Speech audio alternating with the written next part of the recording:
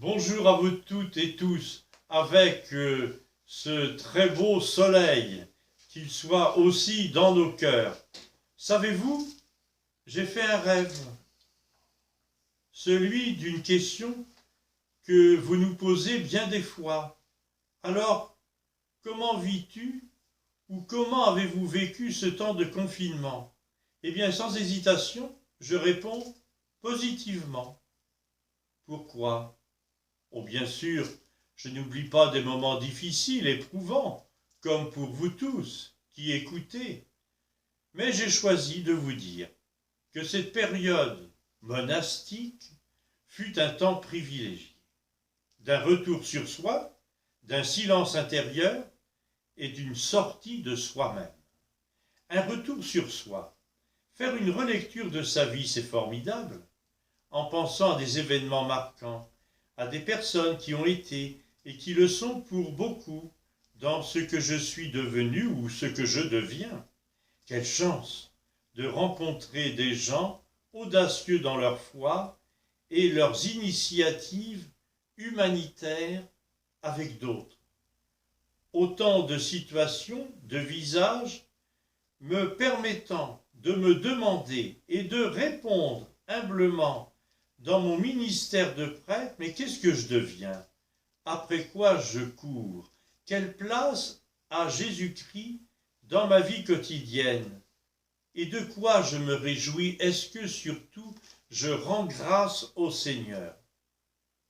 Chers amis, je fais vraiment partie des privilégiés. Et demandez-vous aussi, pour vous, qui est Jésus-Christ?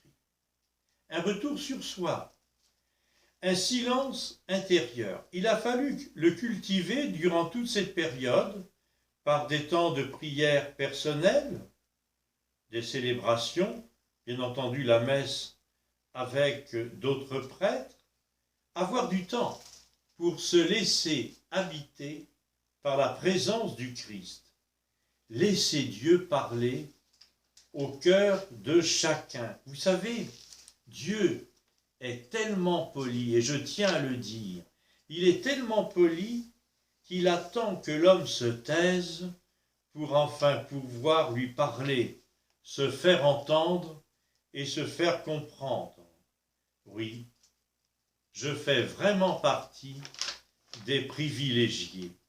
Alors vous-même demandez-vous, suis-je décidé désormais à vivre, non pas à 100 à l'heure dans ce que j'ai à faire, mais à 100% dans ce que j'ai à faire. À 100%, autrement dit, laisser le Seigneur unifier mon existence. Qu'il nous donne la grâce de poser nos valises et ainsi d'ouvrir notre cœur à l'action de l'Esprit Saint dans notre vie. Le troisième point, sortir pour aller à la rencontre des autres. Oh, j'ai dit un gros mot, il fallait rester à la maison.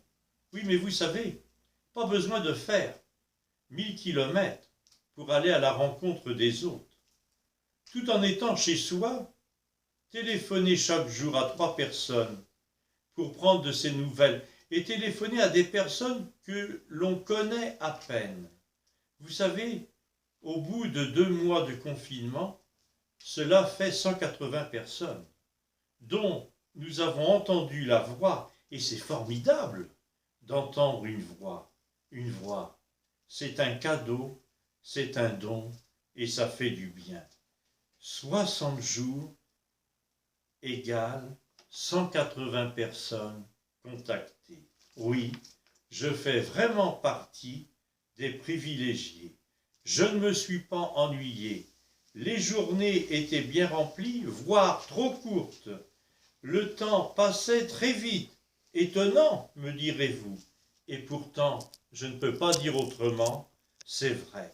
Eh bien, puissent toutes ces valeurs redécouvertes durant ce temps de confinement, puissent-elles perdurer le temps normal revenant peu à peu. Ainsi grandit la fraternité née de toutes ces solidarités vécues, élargies, communiquées. Peut-être aussi vais-je vous l'apprendre, aujourd'hui, me semble-t-il, au Vatican, le pape vient de publier une nouvelle lettre.